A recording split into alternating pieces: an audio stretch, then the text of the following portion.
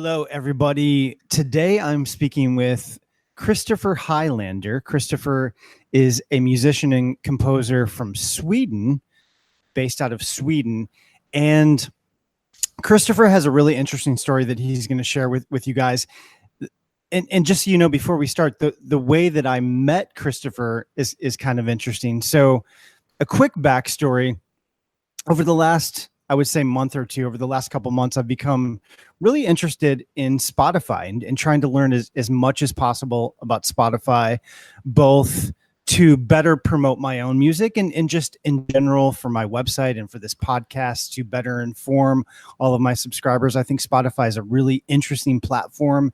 And more, I've been coming across really great examples of artists that are doing significant things on Spotify that are generating millions and millions of streams. I've connected with someone recently in LA who is up to about 16 million streams. About a week ago, I was introduced to a person who's up to 58 million streams. And, you know, as recently as a couple of years ago, I think like a lot of us, like a lot of musicians, fairly skeptical about Spotify. You know, the idea of getting paid fractions of a penny for streams of my music just didn't seem exciting. But more and more, I'm starting to see the possibility, and I'm meeting and connecting with artists that are making real money on Spotify. So a couple of days ago, I was on YouTube and I was perusing different YouTube business videos, and I came across a music business video about, you know, how to make money, how to make a living as a musician I think this was last year in 2017 and beyond.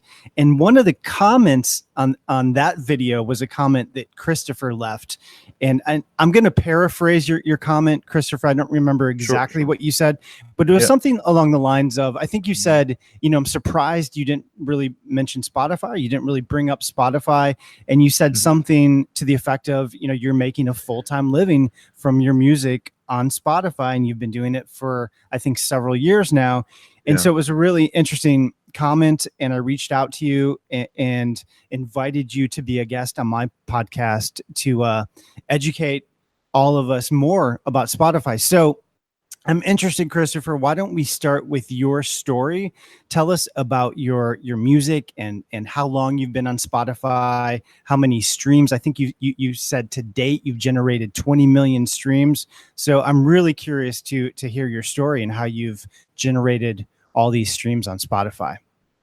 Yeah, thanks for having me. And so I'm 26 years old now, and I've been writing music for about 10 years. So when I was like 15, 16, long ago, I discovered that I had this passion for just writing music, and I wanted to learn piano, and I was just grinding it out, practicing hours every day. And since I'm Swedish, Spotify is Swedish. Spotify came out also 10 years ago, but it hasn't really gotten popular until the last few years. So I was kind of lucky that I used Spotify for probably since 2009. Because I'm Swedish, most of the people know about Spotify since it started here. I just started using Spotify, and then as I got into making music, I realized, wait, I can get my music on Spotify without having a label. Because nobody heard my music yet, right? I was writing songs for about 2-3 years, just learning how to compose. Actually, that was my first real passion in life, I think.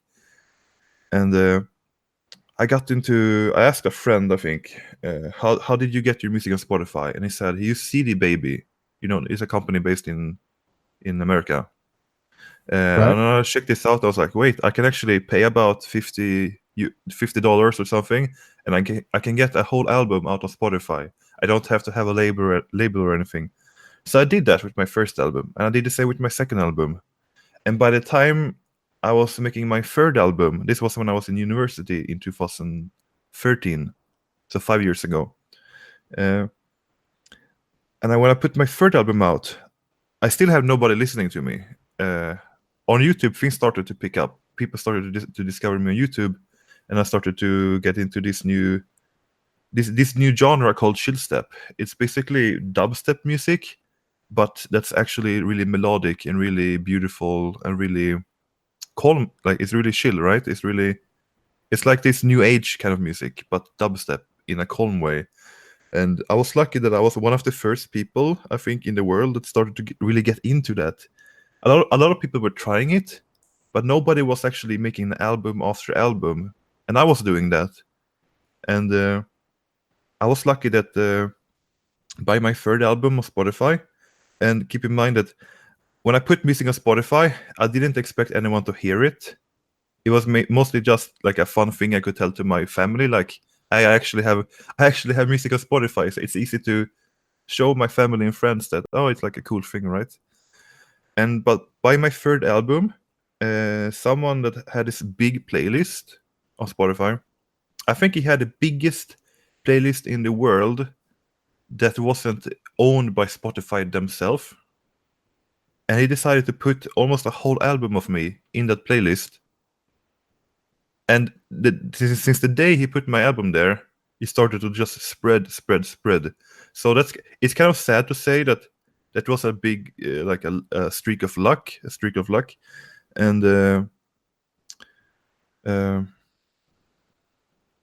Okay. yeah, No, that's great. I mean, I'm definitely following what happened here. So you to sort of recap, you got into Spotify, you said in 2009. yeah. But I had music there first in 2012, I think. Okay. And then you put out, you said several albums. I think you said 3 albums. You started creating this genre of music called chill step, which that's really interesting that you were one of the sort of pioneers in that genre. And Yep. then one of your albums, or most of one of your albums, got picked up by this major playlist. And then from there, things sort of took off for you. So there's a couple things there. I think it's really interesting that I mean, one of the things I'm hearing over and over, and I think one of the things that's becoming rather obvious, is that in order to do really well on Spotify, one of the keys is getting featured on playlists. You said in your Yep. case, it was more or less a stroke of luck. Sounds like you didn't initiate that. It sounds like they just added they came across your music, obviously liked it, and added your tracks. But I'm wondering, Christopher, knowing what you know now, would there be any way to sort of orchestrate the sort of success you've had and strategize? Are there things you're doing to further your success on Spotify, or are things sort of Hmm. running on default at this point? So since I've made 9 albums now since 2011, I make about 1 big album per year. Okay. And I'm always thinking about this. How can I replicate my biggest success, right? And sometimes I feel like I make a lot of good songs, but nobody really hears them, right? And then I make one song, and then whoa, it just takes off, and it's really weird. And I feel like if you're consistent, eventually people will hear your music. Uh, I'm honestly finding problems sometimes to promote my own music, because I feel like it's kind of you have to understand that music, especially music business, it's not really fair at all.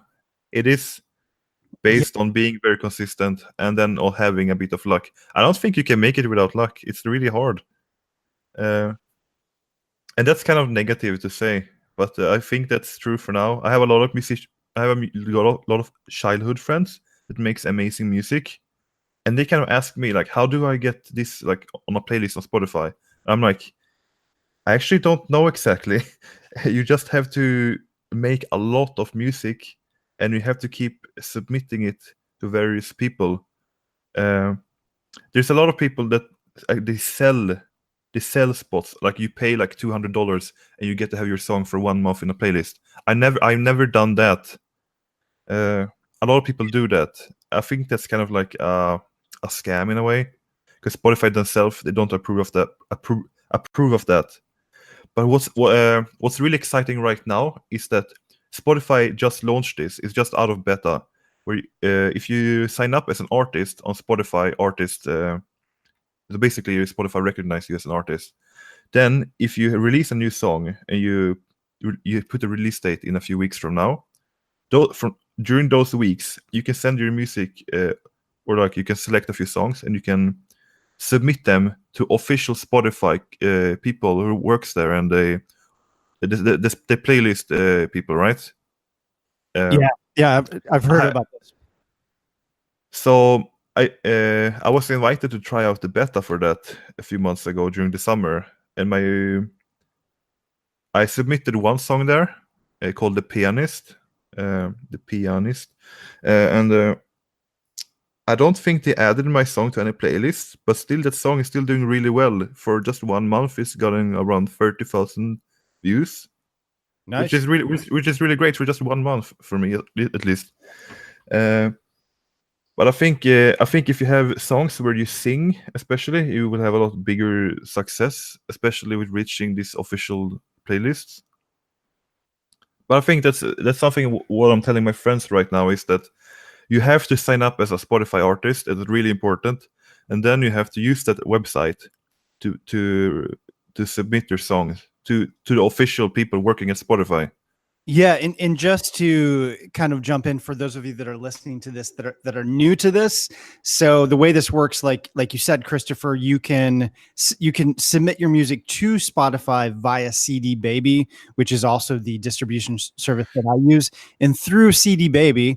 And you can correct me if I say anything wrong here, but through CD Baby there is a function, a tool called Spotify for Artists, or you can connect to Spotify for Artists. And from that page, you Yeah. can manage your tracks, look at statistics, look at which playlist you've been featured on. And there's a function within that page to submit your music directly to Spotify, like you said, official Spotify playlist. One of the things though that I just realized, and like I said, I'm pretty new to Spotify. I'm really just recently getting into this, but to submit your tracks to these Spotify playlists, your tracks actually have to be unreleased, right? So you have to Yeah, they submit. have to be unreleased. That's Yeah, why. That's why.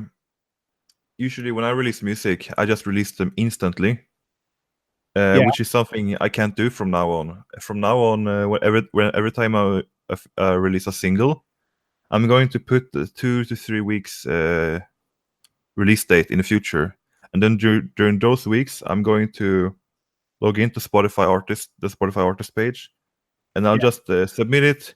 You have to fill out this information. Is it a vocal song? Who wrote the lyrics? Is it in English? It's like a lot of this stuff, and then you can probably be sure that they will listen to you, and if they think your music is good and it fits one of their playlists, you might get into a playlist, and that's potential millions of listeners. That's crazy. It hasn't happened to me yet. I was lucky to get into a private playlist and not into an official playlist. I'm hoping that's gonna happen one day because I started to sing and I've been singing for many years, but I haven't really had my own voice in my own music yet. So that's something I'm excited about for this winter. I hope you enjoyed this video. If you did, please subscribe to my YouTube channel below. I release a ton of new content on a regular basis related to music licensing, music marketing, and the music business in general. I should also let you know that every single day this month, every single day throughout the month of August, I'll be releasing a new video related to how to make money licensing your music in TV shows, films, ads, commercials, trailers, retail outlets, the internet, and much, much more. So every single day this month, I will be posting a new video. Subscribe to this channel to be notified. I should also let you know that the 365-day music licensing challenge is starting the 1st of September. So if you want to take consistent action every single day for an entire year towards licensing your music in TV shows, films, ads, and more, be sure to register for the 365-day music licensing challenge between now and August 31st. There is a link for more information below this video. I'll see you tomorrow in the next video. Have a great day.